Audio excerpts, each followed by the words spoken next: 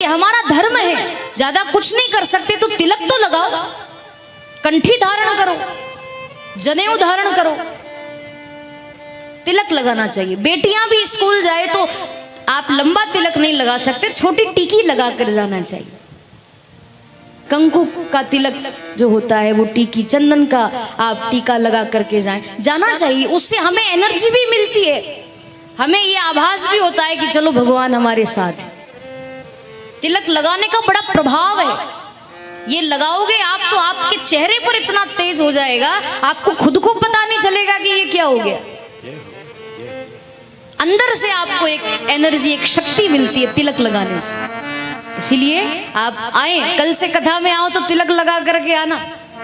वैसे यहाँ तो आपको लगाया ही जाता है, सब लगा लगा के बैठे, पर ये नियम, कोई नियम आप नहीं कर सकते तो ये नियम तो करो कम से कम कि हम लोग हिंदू हैं तो तिलक तो लगाएं। अपने धर्म को ना छोड़े, अपनी संस्कृति को ना छोड़े। हमारे संस्कार बड़े अनमोल हैं। आप अपने बच्चे को एक दफा नहीं पढ़ाओगे तो चलेगा, पर अगर आपने उसको संस्कार नहीं दिए हैं तो उसका जीवन नष्ट हो जाता है। इसीलिए पढ़ाई के साथ साथ संस्कार भी देना चाहिए। 4 स्थान कलयुग को रहने के लिए दिए परीक्षित ने। तो कलयुग ने कहा कि देखो, आपने ये जो मुझे स्थान दिए हैं, जुआ खेलना, शराब पीना, पर स्त्री गमन करना, हिंसा करना, ये सारे तो गंदे स्थान हैं। आप एक आध कोई अच्छा सा स्थान दे दो, साफ सुथरा हो। और फिर परीक्षित की तारीफ कर दी, प्रशंसा कर दी, आप तो इतने बड़े महान राजा हैं, आपके राज्य में कोई दुखी नहीं, खूब तारीफ करी। परीक्षित फिर फूल करके ऐसे हो गए और जोश जोश में आकर परीक्षित ने कह दिया कलयुग से कि जब तुम इतना कह ही रहे हो तो जाओ, मैं तुम्हें वरदान देता हूं कि सोने में तुम्हारा वास होगा, स्वर्ण में तुम्हारा वास होगा। और जैसे ही कहा कि स्वर्ण में वास होगा तो परीक्षित ने जो मुकुट पहन रखा था सोने का, कलयुग ने सूक्ष्म रूप लिया और परीक्षित के मुकुट में प्रवेश कर गए और परीक्षित की मति भ्रष्ट कर दी। अब देखो, यहां भी एक प्रश्न उठता है। गीता जी में भगवान कृष्ण की वाणी है। भगवान कृष्ण गीता में कहते हैं कि हे अर्जुन, इस संसार में जितनी भी वस्तुएं हैं, सोना, चांदी, पीतल, तांबा, स्टील, जितनी भी वस्तुएं हैं, उन सब में से जो सोना है ना, जो स्वर्ण है, उस स्वर्ण में मैं निवास करता हूं। सोने के अंदर मेरा निवास है, सोने में भी मैं वास करता हूं। तभी तो हम लोग सोने के आभूषण पहनते हैं, अंगूठी बनवाते हैं, खूब सारे आभूषण बनवाते हैं। क्यों पहनते हैं? क्योंकि सोने के अंदर भगवान कृष्ण का निवास है। भगवान ने गीता में कहा, धातु नाम अस्मि कांचनम, धातुओं में जो कंचन है यानी जो सोना है, उसमें मैं निवास करता हूं। तो प्रश्न ये उठता है कि जिस सोने में भगवान निवास करते हैं, उस सोने में कलयुग कैसे रह सकता है? सोने में तो भगवान रहते हैं, तो कलयुग ने कैसे वास किया?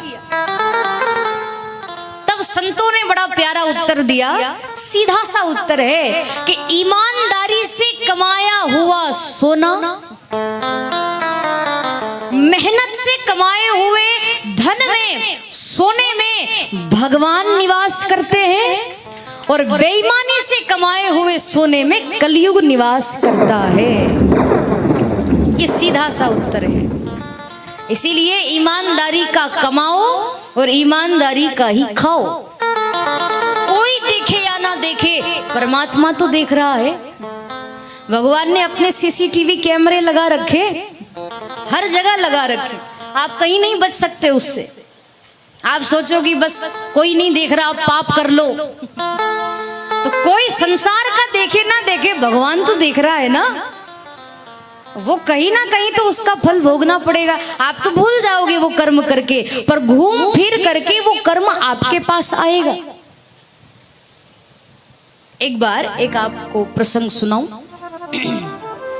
आपको बात जल्दी समझ में आएगी। एक बार एक व्यक्ति गन्ने के खेत के पास गया। गन्ने का खेत समझते हैं आप? तो गन्ने के खेत के पास गया। तो उसने देखा कि अब जो गन्ने का मालिक है इस खेत का, वो तो यहाँ है नहीं। तो एक काम करता हूँ, चोरी छुपे 2-4 गन्ने तोड़ लेता हूँ, खा लूंगा। सुना है कि बड़े मीठे, तो 2-4 तोड़ लेता हूँ। वो आए जब उसके पहले ही चला जाऊंगा, भाग जाऊंगा। तो गन्ना देखा किसने? उत्तर देना आप मुझे, मैं आपसे प्रश्न करूंगी, ध्यान से सुनना। गन्ना देखा किसने? आंख ने। जोर से बोलो, किसने? आंख ने।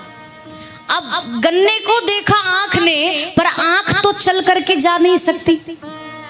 तो गन्ने के पास चल करके गए कौन? पैर। देखा आंख ने, गए पैर। अब पैर गन्ने के पास खड़े हैं, पहुंच गए हैं, पर पैर तो गन्ना तोड़ नहीं सकते। तो तोड़ा किसने? हाथ ने। अब हाथ ने गन्ना तोड़ तो लिया, पर हाथ तो गन्ने का स्वाद नहीं ले सकता। तो स्वाद किसने लिया? जीभ। बच्चे कम बोले, बड़े ज्यादा बोले। स्वाद किसने लिया? मुख ने, यानी जीभ ने, रसना ने।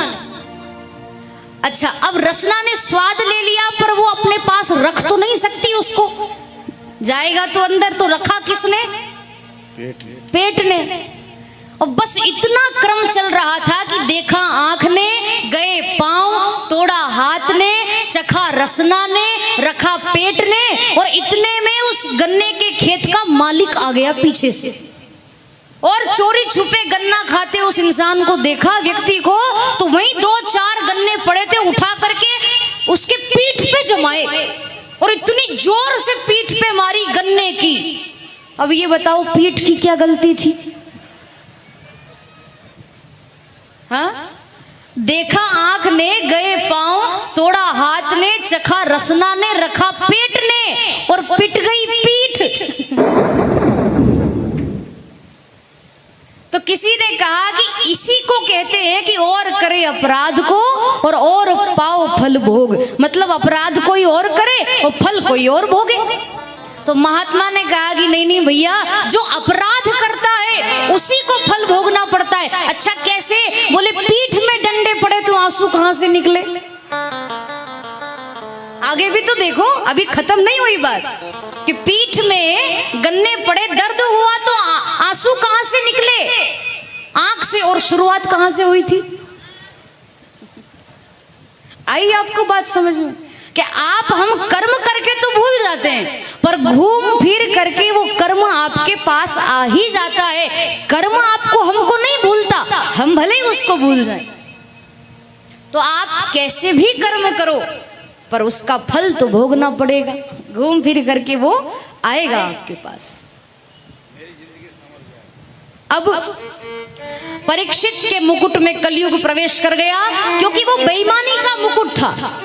वो मुकुट जरासंध का मुकुट था, और पांडव छल कपट करके लेकर आए थे, और छल कपट से लेकर आए थे, इसीलिए कलयुग उसमें प्रवेश कर गया। क्योंकि ईमानदारी के कमाए हुए सोने में ही भगवान निवास करते हैं, और बेईमानी से कमाए सोने में कलयुग निवास करते हैं। आई आपको बात समझ में?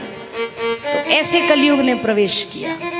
लेकिन भक्त तो एक ही बात कहता है, भक्त तो इन सब चीजों से परे रहता है, उसको कोई लेना देना नहीं।